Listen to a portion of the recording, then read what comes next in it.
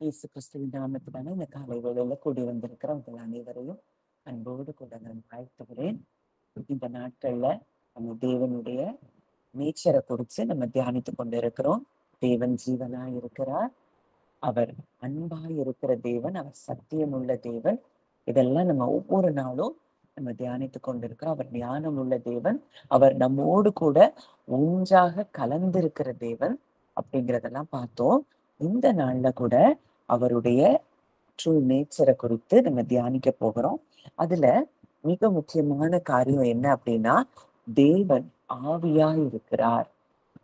இத நிறைய நேரம் நம்ம வாசித்திருக்கிறோம். தேவன் ஆவியாய் இருக்கிறார், யோவான் 4ல பார்க்கிறோம். அவரை தொழுது கொள்ளுகிறவர்கள் ஆவியோடும் உண்மையோடும் தொழுது கொள்ள வேண்டும்.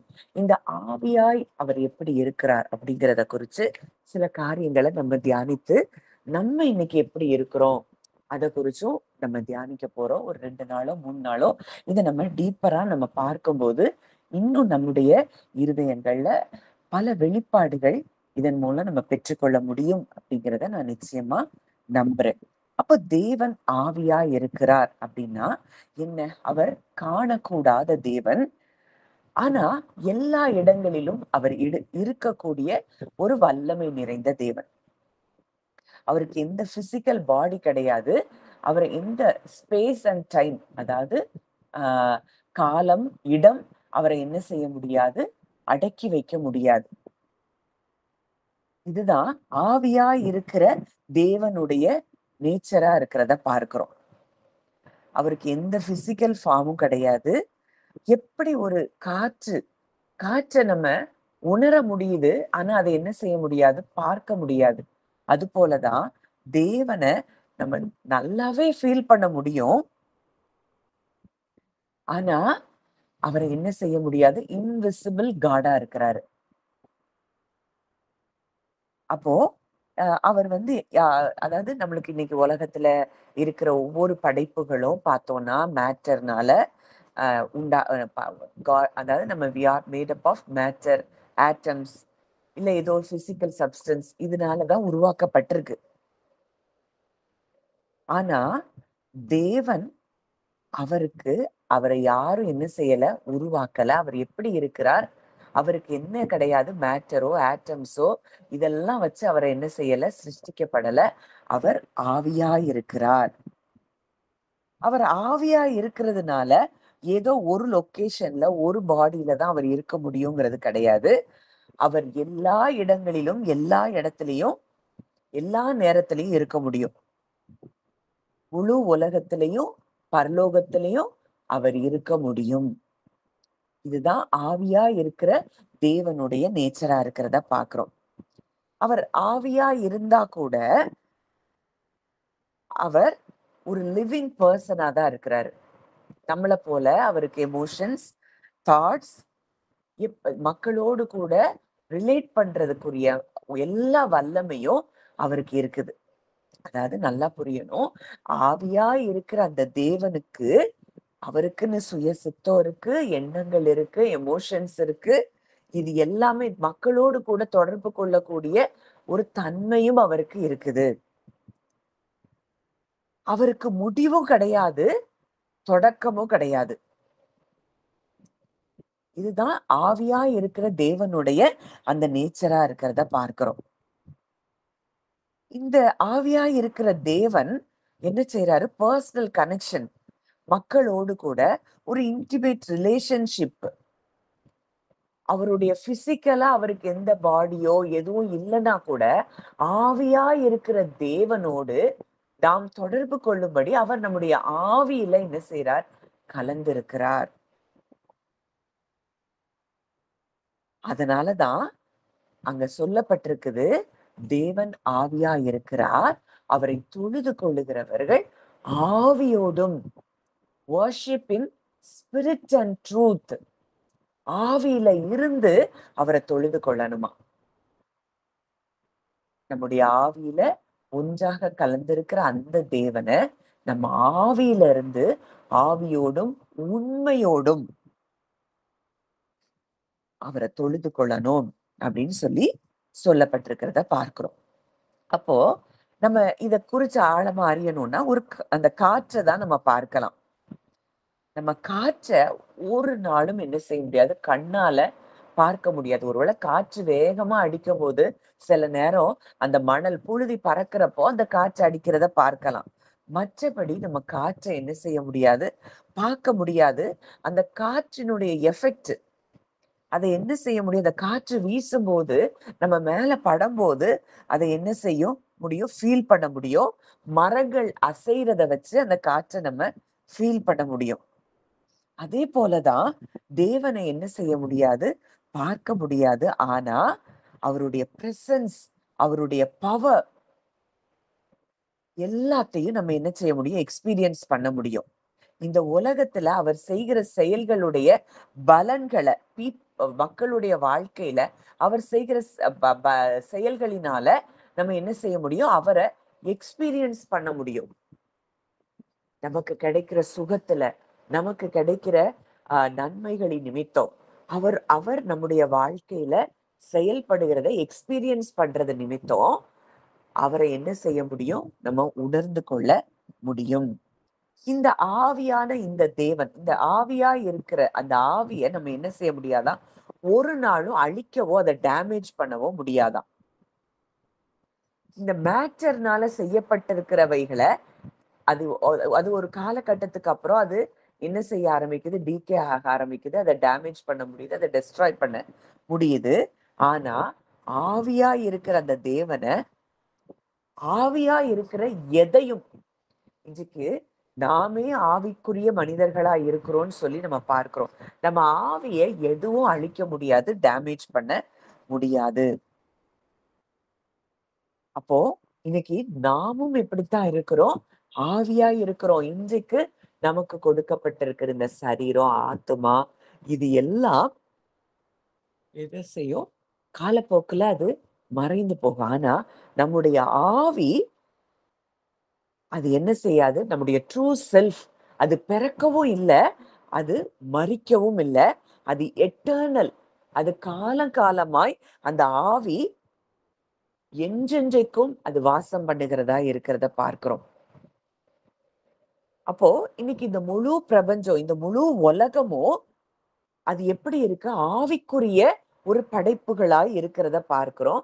ஆனா நம்ம அதை எப்படி பார்க்கிறோம்னா, ஒரு லிமிட்டட்ல, ஒரு ஒரு ஒரு ஒரு குறிப்பிட்ட அளவுக்குள்ள அதை நிர்ணயம் பண்ணி நம்ம பார்க்கறதுனாலதான் இன்னும் தேவன் நமக்கு வைத்திருக்கிற அளவற்ற அந்த சுதந்திரத்தை நம்ம என்ன செய்ய முடியல, ரிசீவ் பண்ண முடியல.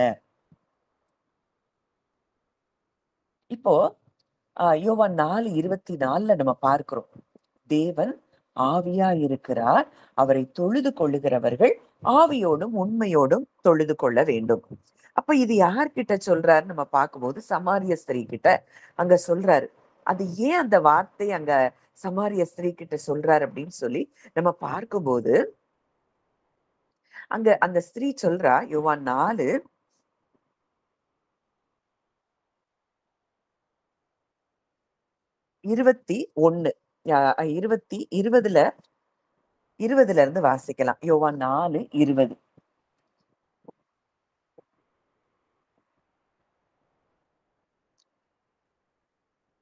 எங்கள் பிதாக்கள் இந்த மலையிலே தொழுது கொண்டு வந்தார்கள், நீங்கள் எருசலேமில் இருக்கிற ஸ்தலத்திலே தொழுது கொள்ள வேண்டும் என்கிறீர்களே என்றாள். அதற்கு இயேசு, ஸ்திரீயே, நான் சொல்லுகிறதை நம்பு, நீங்கள் இந்த மலையிலும் எருசலேமிலும் மாத்திரம் அல்ல, எங்கள் பிதாவை தொழுது கொள்ளும் காலம் வருகிறது, எங்கும் பிதாவை தொழுது கொள்ளும் காலம் வருகிறது, நீங்கள் அறியாததை தொழுது கொள்ளுகிறீர்கள், நாங்கள் அறிந்திருக்கிறதை தொழுது கொள்ளுகிறோம். ஏனென்றால் ரட்சிப்பு யூதர்கள் வழியாய் வருகிறது, உண்மையாய் தொழுது கொள்ளுகிறவர்கள் பிதாவை ஆவியோடும் உண்மையோடும் தொழுது கொள்ளும் காலம் வரும், அது இப்பொழுதே வந்திருக்கிறது.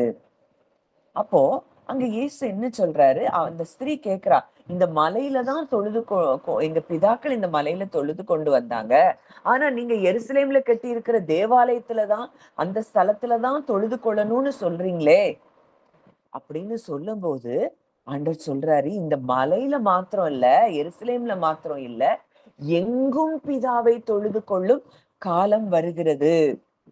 அது ஏன் அப்படி சொல்றாருன்னா, அவர் ஆவியா இருக்கிற தேவனா இருக்கிறபடியினால அவரை எதுல அடக்க முடியாது? ஒரு பிசிக்கல் பிளேஸ்ல, சமாரியாவிலேயோ எருசலேமில் உள்ள தேவாலயத்திலேயோ அவரை என்ன செய்ய முடியாது? அவரை கட்டுப்படுத்தி அந்த இடத்துக்குள்ளதான் அவர் இருப்பாருன்னு சொல்லி நம்ம அவரை வைக்க முடியாது. அப்போ ஆராதனை அப்படிங்கிறது லொகேஷன் கிடையாது. இன்னைக்கு ஆராதனை அப்படிங்கிறது எங்க இருந்து வரணும்? இருதயத்துல இருந்து வரணும். அது உண்மையாய் வரணும். அது சத்தியமாய் அந்த ஆராதனை இருக்கணும். ஏதோ பேருக்கு நம்ம போய் ஆண்டவரை பாடணும், துதிச்சோம் அப்படிங்கிறது இல்ல. நம்ம அவர்கிட்ட பேசணும் அப்படின்னாலே இருதயத்துல இருந்து அவரு கூட நம்ம என்ன செய்யணும்? உறவாடணும். அவரை தொழுது கொள்ள வேண்டும். இன்னைக்கும் நம்ம ஏதோ ஒரு பிசிக்கல் பிளேஸ்ல தான் அவர் இருக்கிறாருன்னு சொல்லி நம்ம என்ன செய்யறோம்? போகிறோம். நிச்சயமா அவர் நம்ம சரீரம்தான் அவர் தங்குகிற ஆலயம். இன்னைக்கு அவர் சொல்லிட்டாரு, கைகளினால் கட்டப்பட்ட ஆலயங்களில் நான் வாசம் பண்ணுகிறதில்லை, நீங்க தான் நான் தங்குகிற ஆலயம் அப்படின்னு சொல்லி அவர் சொல்லிட்டாரு. அப்போ ஆவியா இருக்கிற அந்த தேவன் இன்றைக்கு எங்க வாசம் பண்ணுகிறாராம்? சரீரத்தை பெற்றிருக்கிற நம்ம கூட அவர் என்ன செய்கிறாராம்? வாசம் பண்ணி கொண்டிருக்கிறாராம். அவரை ஒரு பிசிக்கல் பிளேஸ்ல, ஒரு கைகளினால் கட்டப்பட்ட இடத்துலதான் அவர் இருக்கிறாருங்கிறது உண்மை கிடையாது. இன்னைக்கு நம்ம தான் அவர் தங்குகிற ஆலயமா இருக்கிறோம். இன்றைக்கு ஆலயமா இருக்கிற நம்ம கூடி வருகிற இடம்தான் சபை. அதனால நம்ம எங்க தொழுது கொண்டாலும் அவரை தொழுது கொள்ளுகிறவர்கள் ஆவியோடும் உண்மையோடும் தொழுது கொள்ள வேண்டும். இது எது சம்பந்தப்பட்டதா இருக்கு? இருதயம் சம்பந்தப்பட்டதா இருக்கிறத நம்ம பார்க்கிறோம். அடுத்ததா அவர் காணக்கூடாத தேவன். 1 தீமோத்தேயு 1:17 ஆன்டி வாசிக்கிறீங்களா? 1 தீமோத்தேயு 1:17.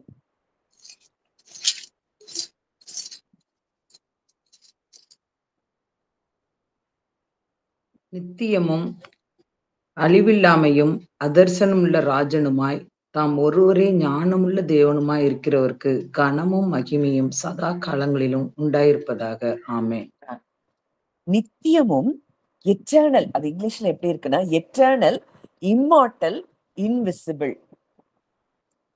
அழிவில்லாமை, அவருக்கு அழிவு கிடையாது. அந்த ஆவியா இருக்கிற அந்த தேவனுக்கு என்ன கிடையாது? அழிவே கிடையாது. நித்தியமும் அழிவில்லாமையும் அதரிசனமும் உள்ள ராஜனுமாய். அதுக்கு என்ன கொடுத்திருக்கு இங்கிலீஷ்ல?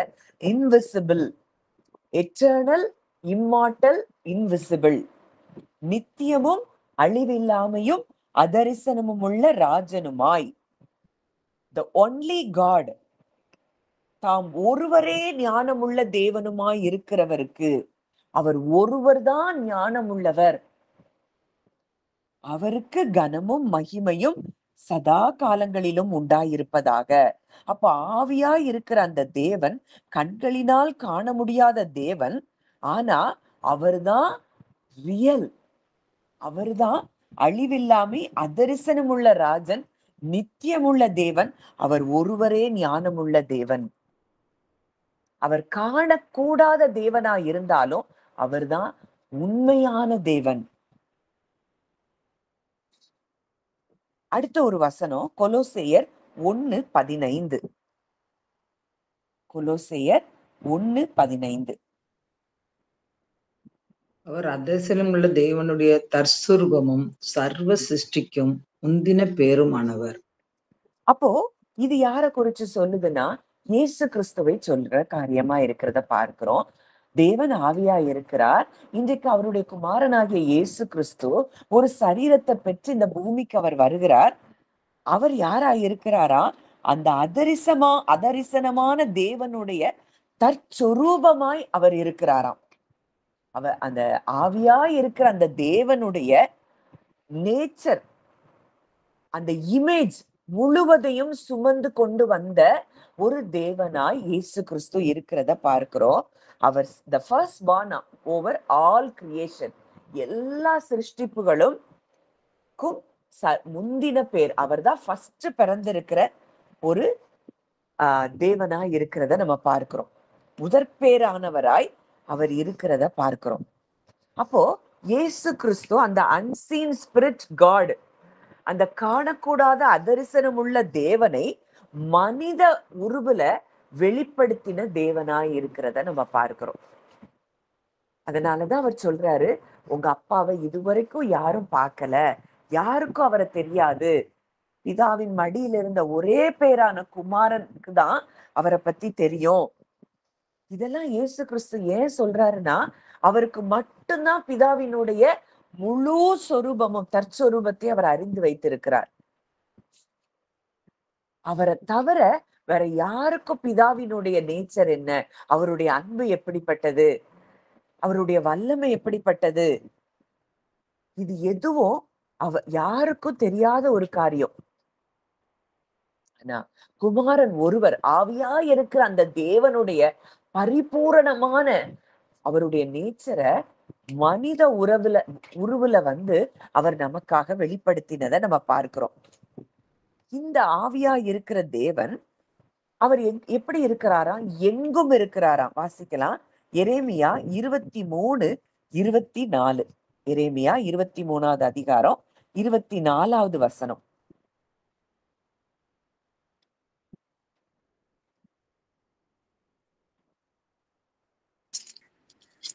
எவனாயிலும் தன்னை நான் காணாதபடிக்கு மறைவிடங்களில் ஒளித்துக் கொள்ள கூடுமோ என்று கர்த்தர் சொல்கிறார். நான் வானத்தையும் பூமியும் நிரப்புகிறவர் அல்லவோ என்று கர்த்தர் சொல்கிறார். அப்போ யாராவது நான் காணாதபடி மறைவிடங்களில் ஒளித்துக் கொள்ள கூடுமோ? நான் வானத்தையும் பூமியையும் நிரப்புகிறவர் அல்லவோ? எனக்கு மறைவாய் ஒன்றும் இருக்காது, ஒன்றும் கிடையாது. இன்னைக்கு நம்ம நினைக்கிறோம், நம்ம சூழ்நிலைகள்ல நம்மள யாரு பாக்குறாங்க, நம்ம சூழ்நிலை யாருக்கு தெரியும் அப்படிலாம் நினைக்கிறோம். ஆனா நம்மை படைத்தவருக்கு மறைவானது எதுவும் இல்லை. அவர் மனுஷருக்குள் இருக்கிறதை அறிந்திருந்தார். அப்போ அவர் ஆவியா இருக்கிறபடியினால இந்த கிரியேஷன் முழுசையும் அவர் என்ன செய்யறாரா? ஃபில் பண்றாரு. அவரை ஏதோ ஒரு இடம் இல்ல மேட்டர் எதுவும் அவரை என்ன செய்ய முடியாது, ஒரு கட்டுக்குள்ள அவரை வைக்க முடியாது. அவர் முழுவதுமாய், அதுல இங்கிலீஷ்ல எப்படி கொடுத்திருக்கு, do not I fill heaven and earth, நான் வானத்தையும் பூமியையும் நிரப்புகிறவர் அல்லவோ? என்னுடைய ஆவியினால இந்த முழு பரலோகமும் பூமியும் என்ன செய்து நிரப்பப்பட்டிருக்குது. நான் காணாதபடிக்கு மறைவிடங்களில் ஒளித்து கொள்ள கூடுமோ? என்னைய யாரும் எதுவும் என்ன செய்ய முடியாது, மறைக்க முடியாது. அப்போ இன்றைக்கு இப்படி இந்த ஆவியா இருக்கிற தேவன் நம்ம கூட இருக்கிறார். எந்த இடத்துலயும் அவர் இருக்கிறார். நம்ம வாழ்க்கையின் அத்தனை சூழ்நிலைகளையும் அவர் அறிந்திருக்கிறார். இந்த ஆவியா இருக்கிற தேவனுக்கு எல்லாம் தெரியும். இந்த அப்பா நம்ம பார்க்கிற 1 கொரிந்தியர் 6:19-20 உங்கள் சரீரமானது நீங்கள் தேவனாலே பெற்றும் அவர் தங்கி இருக்கிற ஆலயமாய் இருக்கிறது என்று நீங்கள் அறியீர்களா? கிரயத்துக்கு கொல்லப்பட்டீர்களே அப்படின்னு சொல்லி அங்க போடப்பட்டிருக்கு. அப்போ இந்த ஆவியா இருக்கிற இந்த தேவன் என்ன செய்யறாரா? ஒரு சரீரத்தை நமக்கு கொடுத்து அந்த சரீரத்துக்குள்ள ஆவியா இருக்கிற இந்த தேவன் நமக்குள்ள வாசம் பண்ணுகிறார். அவர் வானத்தையும் பூமியும் நிரப்புகிற தேவன். நம்ம வாழ்க்கையின் அத்தனை சூழ்நிலைகளையும் அறிந்திருக்கிற தேவன். நம்ம சரீரமே இன்னைக்கு அவரால் தான் பெற்றிருக்கிறோம். நம்முடைய சரீரம் தான் அவர் தங்குகிற ஆலயமா இருக்குது. இன்னைக்கு அவர் நம்முடைய ஆவி, ஆத்துமா, சரீரம் அத்தனையையும் அவர் கிரயத்துக்கு வாங்கி இருக்கிறார். அவர் ஜீவனை கொடுத்து, அவர் ரத்தத்தை கொடுத்து நம்மளை விலைக்கு வாங்கி இருக்கிறார். அப்படின்னா இன்னைக்கு நம்ம ஆவி, ஆத்துமா, சரீரத்தின் ஆளுகை முழுவதும் அவர் கரத்துல இருக்குதுங்கிறத எப்போ நம்ம நம்ப ஆரம்பிக்கிறோமோ நம்ம இளைப்பாறுதலுக்குள்ள வர முடியும். அப்பா, என்னுடைய சரீரம், என்னுடைய ஆத்துமா, என்னுடைய ஆவி. இது 3 உங்க கண்ட்ரோல்ல இருக்குது. நீங்க என்னை ஆளுகை செய்து கொண்டு இருக்கிறீங்க. நான் எதை குறித்தும், என்னுடைய வாழ்க்கை, என்னுடைய குடும்பம், இது எல்லாம் உங்க ஆளுகையின் கீழ இருக்குது அப்படின்னு சொல்லி ஆவியா இருக்கிற அந்த தேவன் இடத்துல நம்ம ஆளுகையை ஒப்பு கொடுக்கும் போது அவர் அழகா நம்மள ஆளுகை செய்து வழி நடத்துகிறத நம்ம பார்க்க முடியும். சங்கீதம் 139 7 8. சங்கீதம் 139 7வது வசனமும் 8வது வசனமும். உம்முடைய ஆவிக்கு மறைவாக எங்கே போவேன்? உம்முடைய சமூகத்தை விட்டு எங்கே ஓடுவேன்? நான் வானத்திற்கு ஏறினாலும் நீர் அங்கே இருக்கிறீர். நான் பாதாளத்தில் படுக்கை போட்டாலும் நீர் அங்கேயும் இருக்கிறீர். இத தாவீது நல்லா கண்டுபிடிச்சு வச்சிருக்கிறாரு. உம்முடைய ஆவிக்கு மறைவாக எங்கே போவேன்? முடியவே முடியாது. எங்க போனாலும் உங்க ஸ்பிரிட் அது இருக்குது. நம்ம நினைக்கிறோம் மறைவாய் நடக்கிற காரியங்கள்லாம் யாருக்கு தெரியும்? என் வாழ்க்கையில நடக்கிற இந்த சூழ்நிலைகள் யாருக்கு புரியும்? அன்னைக்கு தாவீது நினைச்சான், மறைவாய் தான் ஒரு பாவத்தை செய்கிறத அவன் யாருக்கும் தெரியாதுன்னு நினைக்கிறான். ஆனா அதையும் அவர் அறிந்தார். நம்ம செய்கிற காரியங்கள் எல்லாம் அவருக்கு தெரியும். அங்க ஒரு வசனம், இந்த வசனம் எனக்கு ஞாபகம் வருது. நீங்கள் பரிசுத்தவான்களுக்கு செய்ததினாலும் செய்து வருகிறதினாலும் நீங்கள் காண்பித்த அன்புள்ள பிரயாசத்தை மறந்து விடுகிறதற்கு அவர் அநீதியுள்ள தேவன் அல்லவே. நீங்க செய்கிற ஒவ்வொரு காரியமும் அவருக்கு தெரியும். அவருக்கு மறைவானதுன்னு எதுவுமே கிடையாது. அவருடைய ஆவிக்கு மறைவாய் நம்ம எங்கேயும் போக முடியாது. உங்களுடைய சமூகத்தை விட்டு எங்கே ஓடுவேன்? எல்லா இடங்கள்லயும் அவருடைய பிரசன்ஸ் இருக்கு. அவருக்கு மறைவாய் எதுவும் நடக்க போறதில்லை. இன்னைக்கு உங்களுக்கு எதிராய் சில சத்ருவின் திட்டங்கள் தீட்டப்பட்டிருக்கலாம். அது அவருக்கு தெரியாமல் இருக்குமா? நிச்சயமா இருக்காது. அன்றைக்கு பிலேயாம கூப்பிட்டு அந்த பாலாக் இஸ்ரவேல் ஜனங்களை சபிக்க சொல்றான்.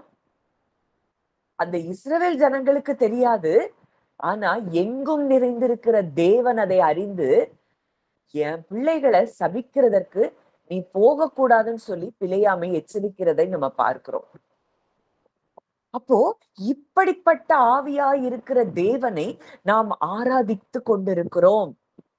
அப்போ நம்ம எதுக்கு பயப்படணும்? அங்க சபிக்கிறதற்கு ஒவ்வொரு நேரம் போகும்போதும் அங்க பிலேயாமால சபிக்க முடியல. ஏன்னா தம்முடைய ஜனங்களை அவர் அவ்வளவாய் நேசிக்கிறார், அவ்வளவாய் பாதுகாக்கிறார். கடைசியில அவன் ஒண்ணு சொல்றான், இஸ்ரவேலை ஆசீர்வதிப்பதே கர்த்தருக்கு பிரியம். அவர் ஆசீர்வாதம் பெற்ற ஒரு மனுஷனை, ஒரு கூட்டத்தை நான் என்ன செய்ய முடியாது? சபிக்க முடியாது அப்படின்னு சொல்லி அந்த வசனம் என்ன ஆகும் 24ல வரும்னு நினைக்கிறேன். யாராவது எடுத்தவங்க வாசிங்க.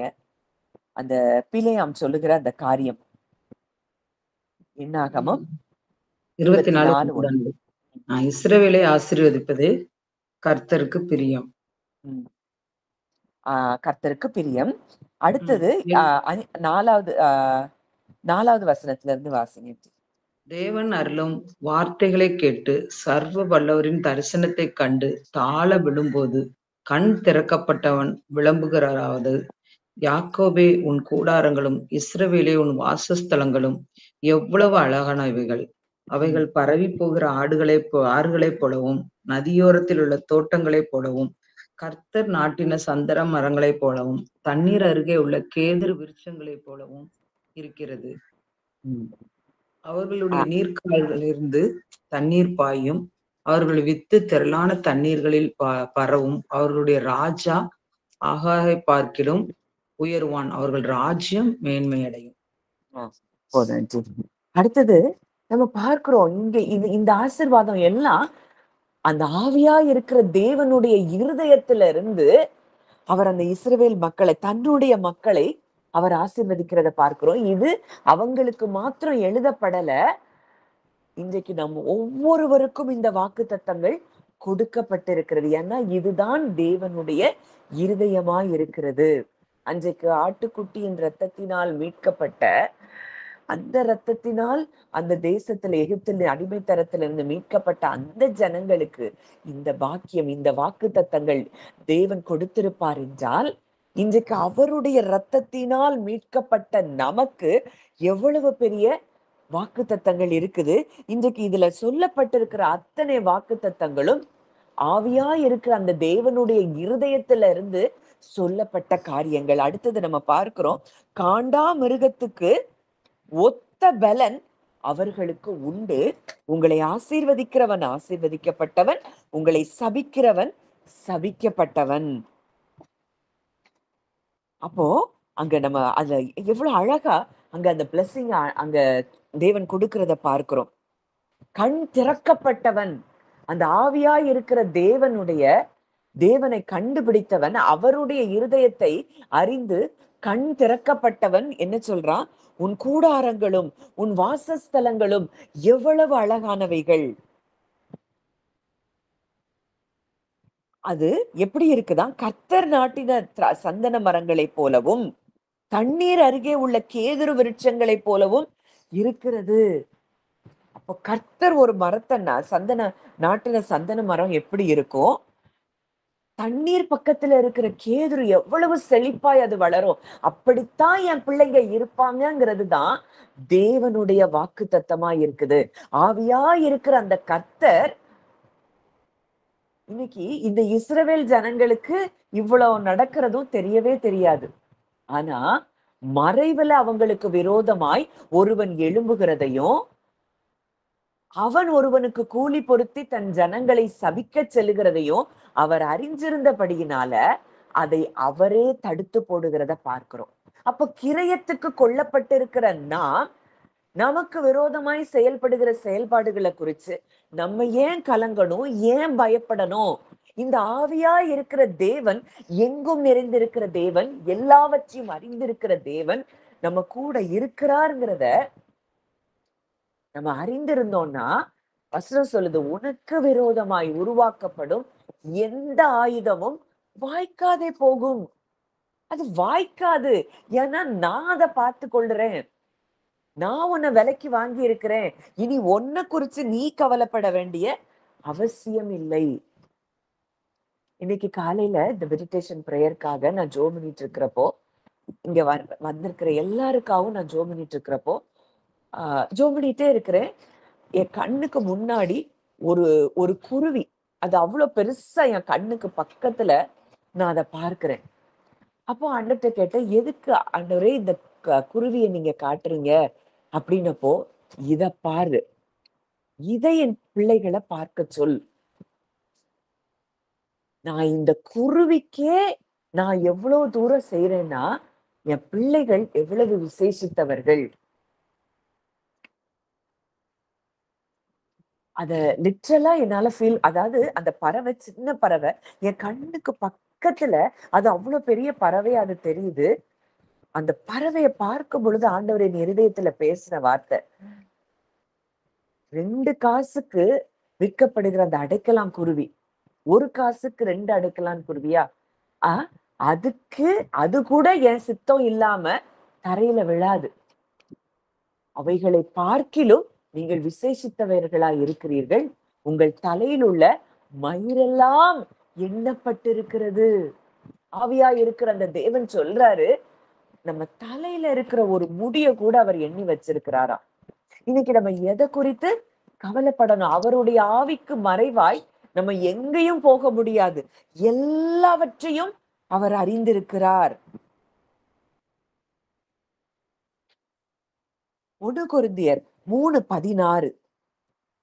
1 கொரிந்தியர் 3:16. நீங்கள் தேவனுடைய ஆலயமாய் இருக்கிறீர்கள் என்றும் தேவனுடைய ஆவி உங்களில் வாசமாய் இருக்கிறார் என்றும் அறியாதிருக்கிறீர்களா? நீங்கள் தேவனுடைய ஆலயமாய் இருக்கிறீர்கள் என்றும் தேவனுடைய ஆவி உங்களில் வாசமாய் இருக்கிறார். இந்த சர்வத்தையும் அறிந்திருக்கிற தேவன் நம்ம வாழ்க்கையில இன்னைக்கு அவர் நம்ம கூட இருக்கிறார்னா, நம்ம இருதயத்தின் நினைவு அவருக்கு தெரியாதா? நம்முடைய இருதயத்தின் நினைவுகள் எல்லாவற்றையும் அவர் அறிந்திருக்கிறார். எதுல நம்ம கலங்குறோம், எதுல நம்ம சோர்ந்து போறோம், எந்த காரியத்துக்காக நம்ம ஜெபித்து கொண்டு இருக்கிறோம், எல்லாவற்றையும் ஆவியா இருக்கிற அந்த தேவன் என்ன செஞ்சிருக்கிறாராம்? அறிந்திருக்கிறார். அந்த கிறிஸ்துவானவர், தேவனின் ஆவியை உடையவர், பரிசுத்த ஆவியானவர், பிதாவாகிய தேவன் இன்றைக்கு எல்லாரும் ஆவியா இருந்து நம்ம கூட என்ன செய்யறாங்க? வாசம் பண்ணி கொண்டிருக்கிறார்கள். ரோமர் 8:9 நம்ம அதை தான் பார்க்கிறோம். ரோமர் 8வது அதிகாரம் 9வது வசனம். தேவனுடைய ஆவி உங்களில் வாசமாய் இருந்தால் நீங்கள் மாம்சத்துக்குட்பட்டவர்களாய் இராமல் ஆவிக்குட்பட்டவர்களாய் இருப்பீர்கள். கிறிஸ்துவின் ஆவி இல்லாதவன் அவருடையவன் அல்ல. அப்போ தேவனுடைய ஆவி உங்களில் வாசமாய் இருந்தால் நீங்கள் மாம்சத்துக்கு உட்பட்டவர்களாயிராமல். அப்போ இந்த தேவனுடைய ஆவி, கிறிஸ்துவின் ஆவி, பிதாவின் ஆவி பெற்றவர்கள் அவங்க எப்படி இருக்க மாட்டாங்க? மாம்சத்துக்கு உட்பட்டவர்களாய் இருக்க மாட்டாங்க. இந்த மாம்சத்துக்கு உட்பட்டவர்கள் எப்படி இருப்பாங்க அப்படின்னா, நம்ம நல்லா அதை தான் தொடர்ந்து பார்த்துட்டே இருக்கோம். இந்த ஐம்புலன்கள் சொல்லுகிற காரியங்கள்லயே வாழ்ந்து கொண்டிருப்பாங்க. அவங்க எப்படி இருக்க மாட்டாங்க? ஆவிக்கு உட்பட்டவர்களா இருக்க மாட்டாங்க. தேவன் ஆவியா இருக்கிறார். அந்த தேவனுக்கு மறைவாக நான் எங்கேயும் போக முடியாது. என் வாழ்க்கையில அத்தனை ஆளுகையையும் அவர் தன் கையில் எடுத்திருக்கிறார் அப்படிங்கிறத அவங்களால என்ன செய்ய முடியாது? திங்க் கூட பண்ண முடியாது. அவங்க திங்கிங் எல்லாமே எப்படி இருக்கும்னா லாஜிக்கல் திங்கிங் தான் இருக்கும். இது இப்படி நடந்தா இப்படி வரும், இவங்க இப்படி சொல்றாங்க, இவங்க இப்படி செய்யறாங்க, அதனால என் வாழ்க்கையில இது நடந்துரும், இந்த சிம்டம் என் உடம்புல ஒண்ணு சொல்லுது, அதனால எனக்கு இந்த பலவீனமா இருக்குமோ. இது எல்லாம் யாருக்குரிய நினைவுகளா இருக்கும்? தேவனுடைய ஆவியை பெறாதவர்கள். அவங்க எப்படி இருப்பாங்க? மாம்சத்துக்கு உட்பட்டவர்களாய் இருப்பாங்க. இந்த மாம்சத்துக்கு உட்பட்டவர்களாய் இருக்கிறவங்களால ஆவிக்கு உட்பட்டவர்களாய் இருக்க முடியாது.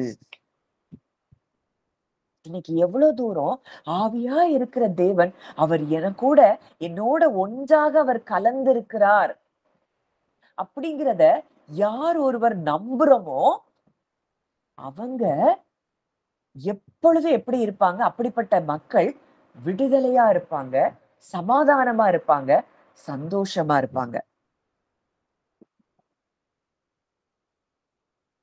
இப்படிப்பட்ட இந்த ஆவியை பெற்றிருக்கிற நாம் இன்னைக்கு நம்முடைய வாழ்க்கையை குறித்து நம்முடைய டோட்டல் நம் லைஃப் கண்ட்ரோலே அவர் எடுத்திருக்கிறாரு. அவர் சொல்றாரு, உன் தலையில இருக்கிற முடியெல்லாம் எண்ணப்பட்டிருக்குது, உனக்கு விரோதமா என்ன செஞ்சாலும் அது வாய்க்காது, நான் உனக்கு பாதுகாப்பா இருக்கிறேன், நான் உன் கூட இருக்கிறேன், நீ பயப்படாத.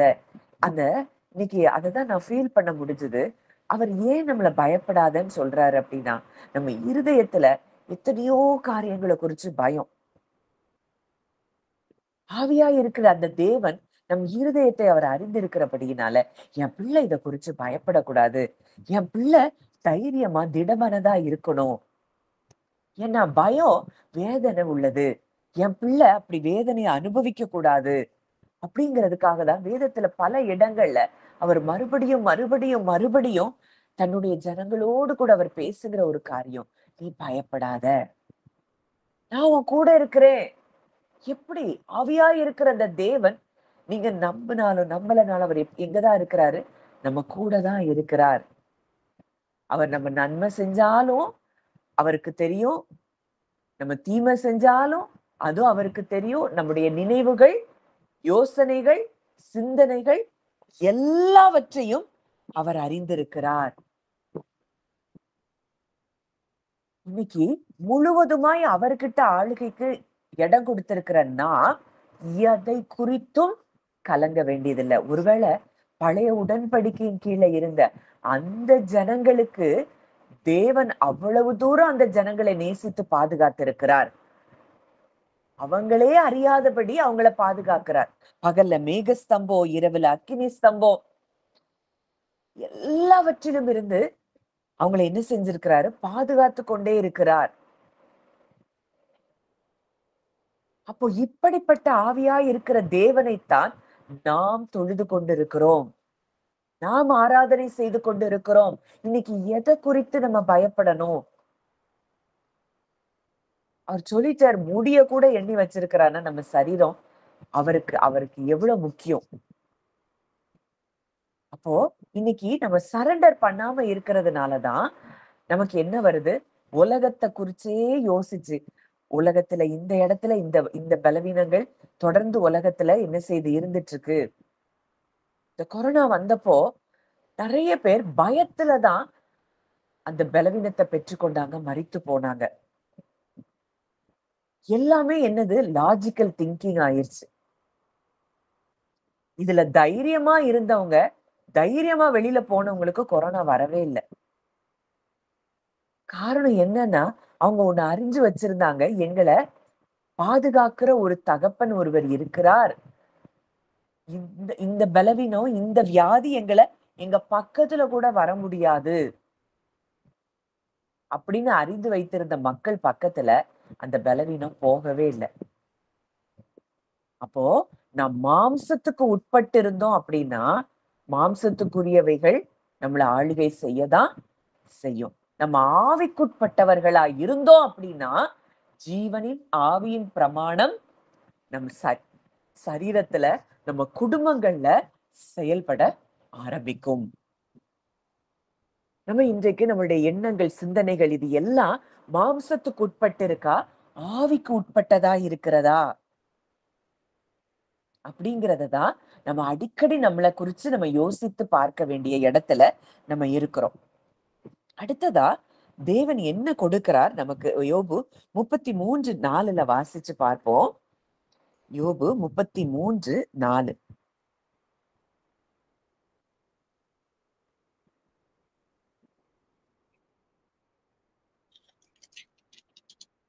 தேவனுடைய ஆவியானவர் என்னை உண்டாக்கினார், சர்வ வல்லவருடைய சுவாசம் எனக்கு உயிர் கொடுத்தது. தேவனுடைய ஆவியானவர் என்னை உண்டாக்கினார். இன்னைக்கு அந்த காணக்கூடாத தேவன் தான், ஆவியா இருக்கிற அந்த தேவன் இன்னைக்கு பிசிக்கலா இருக்கிற நம்மை அவர் என்ன செஞ்சிருக்கிறாரா? சிருஷ்டித்திருக்கிறார். தமது சாயலின்படி, தமது ரூபத்தின்படி அவர் நம்மை உண்டாக்கி இருக்கிறார். அவருடைய சுவாசம், the breath of the Almighty, அதுதான் நமக்கு என்ன செஞ்சிருக்கு? உயிர் கொடுத்திருக்கிறது. அப்போ இந்த சர்வ வல்லவருடைய சுவாசம் அதுதான் என்னது? ஆவி.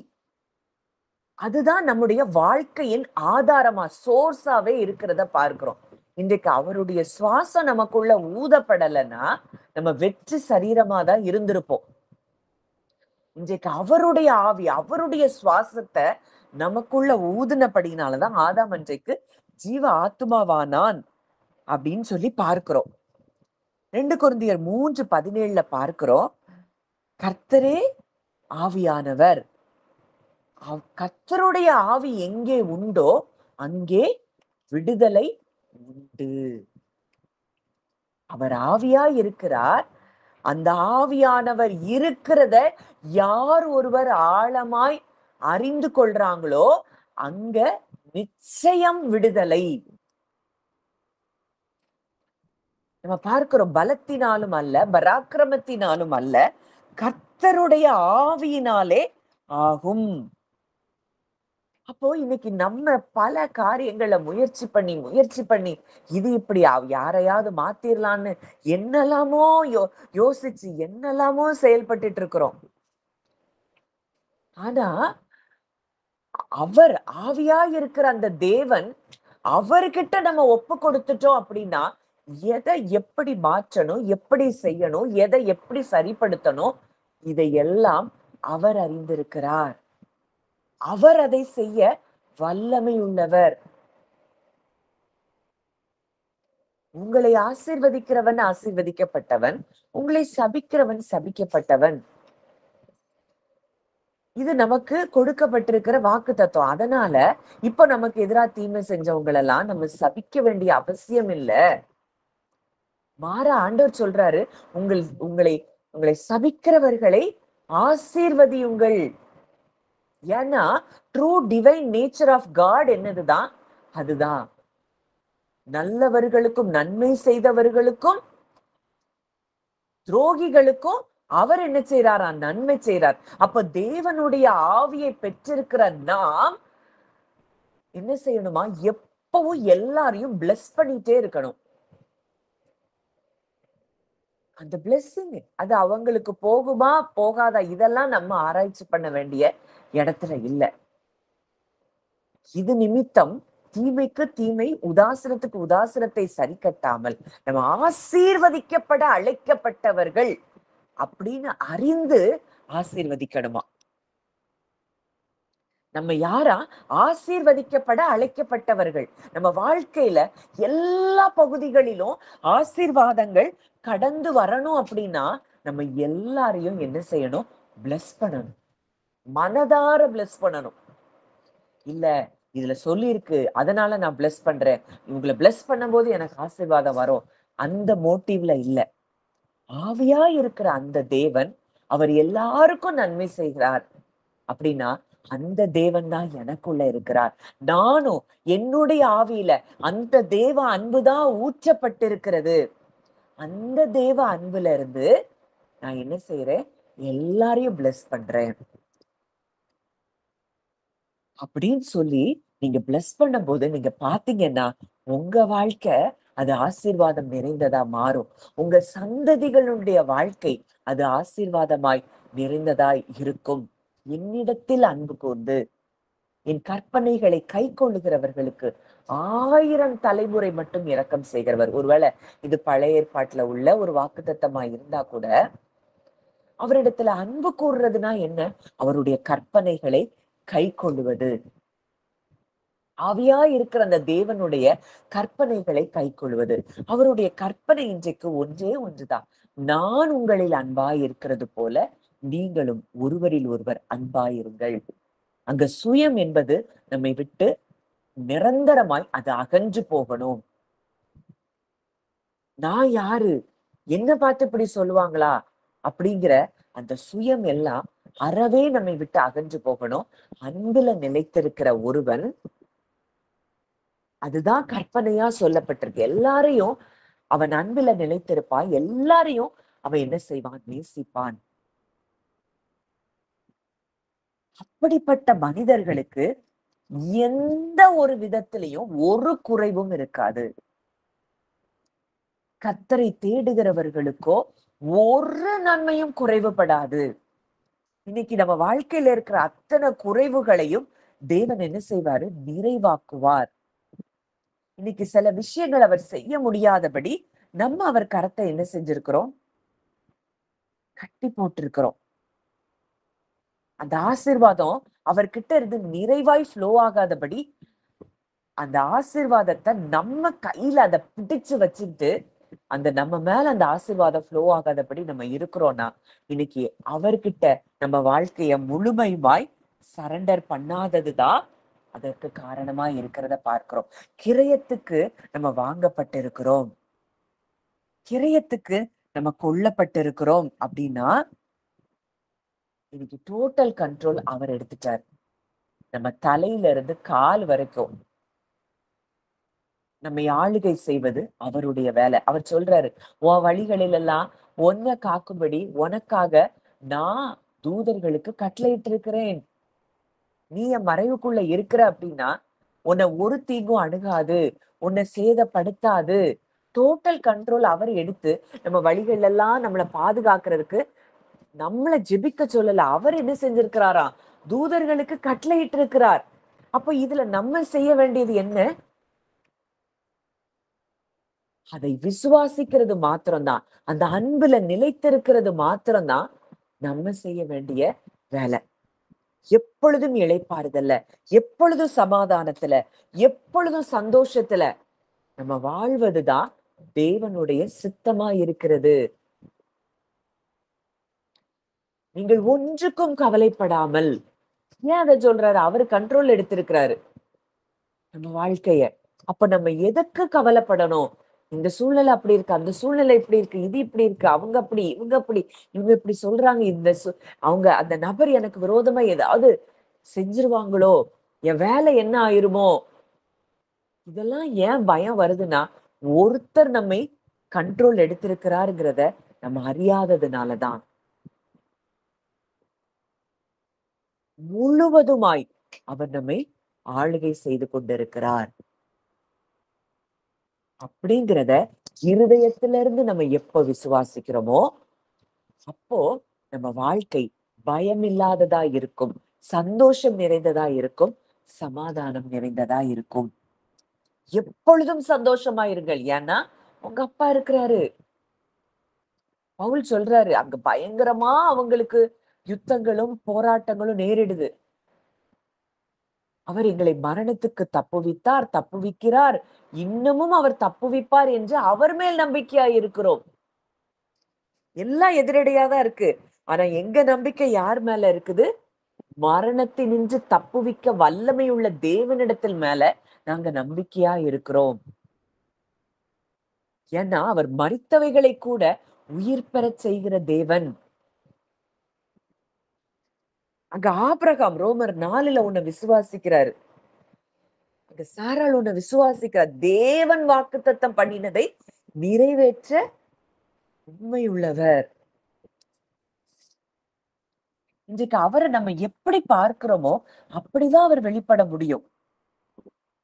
இன்றைக்கு அவர் என் வாழ்க்கையில கண்ட்ரோல் எடுத்திருக்கிறாரு, எதை குறித்தும் நான் கலங்க வேண்டியது இல்ல அப்படின்னு உங்க ஹார்ட் எப்ப வருதோ, உங்களுக்கு என்னென்ன காரியங்கள்ல அற்புதம் நடக்கணுமோ அது நிச்சயமாய் நடக்கிறத நீங்க பார்க்க முடியும். இந்த காரியங்களை நீங்க தியானிச்சு பாருங்க. ஆவியா இருக்கிற அந்த தேவன் அவர் உங்களை சூழ்ந்து இருக்கிறார். அவர் நீதிமானை ஆசீர்வதித்து காருண்யம் என்னும் கேடகத்தினால் சூழ்ந்திருக்கிறாரா? கர்த்தருக்கு பயந்தவர்களையோ அவருடைய கிருபை சூழ்ந்து கொள்ளும். இன்னைக்கு கர்த்தருக்கு பயந்தவர்கள்னா யாரு? அவரை பெரிதாய் பார்க்கிறவர்கள், அவருடைய இருதயத்தை, அவருடைய வார்த்தைய பெரிதாய் பார்க்கிறவர்களை அவருடைய கிருபை, அவருடைய அன்பு என்ன செஞ்சிருக்குதான்? சூழ்ந்திருக்குதான். அவருடைய அன்பு நம்மளை சூழ்ந்திருக்குதுன்னா யாராவது எந்த கிரியையாவது நம்மளை அட்டாக் பண்ண அவர் இடம் கொடுப்பாரா? அப்போ he is in control. அவர் நம்மளை ஆளுகை செய்திருக்கிறார், செய்து கொண்டிருக்கிறார். இன்னமும் அவர் தான் நம்மை ஆளுகை செய்வாருங்கிறத இன்றைக்கு நம்புவோம். கர்த்தர் பெரிய காரியங்களை நம்ம ஒவ்வொருவருடைய வாழ்க்கையிலையும் செய்கிறத நம்ம பார்க்க முடியும். நிச்சயமா இன்றைக்கு தேவன் உங்களோடு இடைப்பட்டிருக்கிறார்ங்கிறத நான் என்னுடைய ஆவியில உணர்றேன். உங்களுடைய தலையில இருந்து கால் வரைக்கும் உங்களுடைய சரீரம், ஆத்துமா, ஆவி, இது எதுவும் அவருக்கு மறைவா இல்லை. சகலமும் அவருக்கு முன்பாக நிர்வாணமா இருக்குதாம், வெளிச்சமா இருக்குதாம். ஆதாம் நினைச்சுட்டான் அங்க தேவனுக்கு முன்னாடி அங்க புதருக்குள்ள போய் ஒளிஞ்சுட்டா அவர் கண்டுபிடிக்க முடியாதுன்னு. அவருக்கு எல்லாம் தெரியும். எல்லாமே அது வெளியரங்கமா இருக்குதாம். அவருக்கு எந்த மறைபொருளும் கிடையாது. அதனாலதான் தானியேல் ஜெபம் பண்றாரு, மறைபொருளை வெளிப்படுத்துகிறவர். ஏன்னா அவருக்கு மறைவானது ஒண்ணுமே இல்லை. அந்த நேபுகாத் நேச்சார் அவங்க என்ன கனவுல கண்டாங்கிறத தானியேலுக்கு வெளிப்படுத்தி இருப்பாருன்னா, கனவுல நீங்க என்ன காண்றீங்கிறது கூட அவர் அறிந்திருக்கிறார். எல்லாம் மனித மூளைக்கு அப்பாற்பட்ட ஒரு விஷயம். நம்ம தூங்கும் போது நமக்கு என்ன கனவு வருதுன்னே நம்மளே மறந்து போயிடுறோம் பல நேரங்கள்ல. ஆனா அதை கூட ஆவியா இருக்கிற தேவன் அறிந்து அதை மறைபொருளை தானியேலுக்கு வெளிப்படுத்தி இருக்கிறார். அப்போ எவ்வளவு தூரம் நம்ம மேல அவர் ஆளுகை செய்து கொண்டிருக்கிறார். அது நேபுகாத் நேச்சார், ஆண்டவரை அறியாத ஒரு ராஜா. அவன் கனவுல என்ன வந்ததுங்கிறத தானியேலுக்கு வெளிப்படுத்த முடியுமானால் இன்னைக்கு உங்க வாழ்க்கையில எது அவருக்கு முன்பாக மறைவா இருக்க முடியும்? சகலமும் அவருக்கு முன்பாக எப்படி இருக்கு? வெளிச்சமா இருக்குது. நீங்க சொல்லிதான் அவருக்கு தெரியணுங்கிறது இல்ல. ஒண்ணே ஒண்ணு, நீங்க சந்தோஷமா அவருக்குள்ள நீங்க இருக்க இருக்க இருக்க உங்க சூழ்நிலைகளும், நீங்க யாரெல்லாம் மாறணும்னு நினைக்கிறீங்களோ அவங்களுடைய மாற்றங்களும் அது அவர் செய்து முடிப்பார். நம்ம வேலை எப்பொழுதும் சந்தோஷமா இருக்கணும். இடைவிடாமல் ஜெபம் பண்ணுங்கள்னா அவர் கூட ரிலேஷன்ஷிப்ல எல்லாவற்றிலேயும் ஸ்தோத்திரம் செய்யுங்கள். எல்லாத்துக்கும் நன்றி சொல்லிட்டு இப்படி செய்வதே எதுவா இருக்கா? தேவனுடைய கிறிஸ்து இயேசுவுக்குள் நம்மை குறித்து தேவனுடைய சித்தமாய் இருக்கிறது. இன்னைக்கு இந்த சந்தோஷத்துக்குள்ள வருவோம். ஆவியா இருக்கிற தேவன் இனி என்னுடைய எல்லாவற்றையும் அவர் அறிந்திருக்கிறார் அப்படிங்கிறதுல நம்ம ஆழமா ரூட் ஆவோம். கர்த்தர் பெரிய காரியங்களை நம்ம ஒவ்வொருவருடைய வாழ்க்கையிலும் அவர் நிச்சயமாய் செய்வார். ஜெபிக்கலாம். நல்ல தகப்பனை, நன்றியோடு உம்மை துதிக்கிறோம், ஸ்தோத்தரிக்கிறோம் அப்பா. இந்த காலை வேளையிலும் உடைய பிள்ளைகளாய் நாங்கள் ஒரு மனதோடு இந்த இடத்துல கூடி வந்திருக்கிறோம் அப்பா. ஆவியா இருக்கிற அந்த தேவனை நாங்கள் ஆவியோடும் உண்மையோடும் தொழுது கொள்ள வேண்டும். ஏதோ வாயிலிருந்து இல்ல வார்த்தைகள் எழும்பக்கூடாது. எங்க இருதயத்துல இருந்து நாங்க உங்களை உண்மையாய் தொழுது கொள்ள எங்களுக்கு கிருபத்தாங்க. எங்களுடைய மைண்டை டிஸ்ட்ராக்ட் பண்ணுகிற எல்லா டிஸ்ட்ராக்ஷன்ஸ உங்க கையில நாங்க ஒப்பு கொடுத்துட்டோம்ப்பா. நீங்க எங்களை விலைக்கு வாங்கி இருக்கிறீங்கப்பா. இந்த நாள்ல இருந்து ஒவ்வொரு நொடி பொழுதும் எங்களை நீங்க ஆளுகை செய்யுங்க. உங்க ஆவி இன்றைக்கு எங்களோடு கூட தான் இருக்கிறது. உங்களுடைய ஆவிக்கு மறைவாக நாங்க எங்கேயும் போக முடியாது. எங்களுடைய நினைவுகளை எல்லாம் நீர் அறிந்திருக்கிறீர். எங்களை நீர் ஆராய்ந்து அறிந்திருக்கிறீர். அப்பா, எதை விரும்புறோம் நாங்க நினைக்கிறதுக்கும் வேண்டிக் கொள்ளுறதுக்கும் மிகவும் அதிகமாய் எங்களுக்குள்ளே நீர் கிரியை செய்து கொண்டிருக்கிறீர் அப்பா. அப்படிப்பட்ட தேவன் இன்றைக்கு எங்க கூட இருக்கிறதுனால இன்னைக்கு எல்லாவற்றையும் உங்ககிட்ட உங்க சரண்டருக்கு ஆண்டவர் உங்ககிட்ட நாங்க சரண்டர் பண்றோம்ப்பா. எங்களுடைய ஆவி, ஆத்துமா, சரீரம், எங்களுடைய சூழ்நிலைகள், எந்த காரியங்கள் எங்களுக்கு விரோதமாய் எழும்பி இருந்தாலும் அதை எல்லாவற்றையும் அப்பா நாங்க உங்ககிட்ட கொடுத்துட்டோம். உங்க ஆளுகையின் கீழே நாங்க ஒப்பு கொடுத்துட்டோம். ஏன்னா கர்த்தத்துவம் அவர் தோளின் மேல் இருக்கும் என்று சொல்லி பார்க்கணும். நீங்க தான் ஆளுகை செய்கிறவர். எங்க வாழ்க்கைக்கு நீங்க தான் தலைவராய் இருக்கிறீரப்பா. அப்பா, நீங்க ஆளுகை செய்கிறபடியினால எங்க வாழ்க்கையின் அத்தனை பகுதிகளிலையும் நாங்க வெற்றி உடையவர்களாய் நாங்கள் மாறுகிறோம். வெற்றி பெற்றவர்களாய் நாங்கள் மாறுகிறோம். தகப்பன், அப்படியே எங்களை பிளஸ் பண்றீங்க. நன்றி செலுத்துகிறோம் அப்பா. வந்த ஒவ்வொருவரையும் இந்த வார்த்தை அவங்களுக்குள்ள கிரியை செய்யட்டும்ப்பா. 100 மடங்கு இந்த வார்த்தை அவங்களுக்கு பலன் தரட்டும். சந்தோஷமும் சமாதானமும் நன்றியுள்ள இருதயத்தோடு எப்பொழுதும் நாங்க உண்மை துதித்துக் கொண்டே இருக்கக்கூடிய பாக்கியத்தை இந்த ஒவ்வொருவருக்கும் தந்து ஆசீர்வதிக்கும்படி நான் சொல்லிக்கிறேன். உடைய கரங்களிலே எங்களை தாழ்த்தி ஒப்பு கொடுக்கிறோம். கர்த்தர் ஆசீர்வதித்து வழி நடத்தும். இயேசுவின் மூலம் கேட்கிறோம் ஜீவனுள்ள நல்ல பிதாவே, ஆமென்.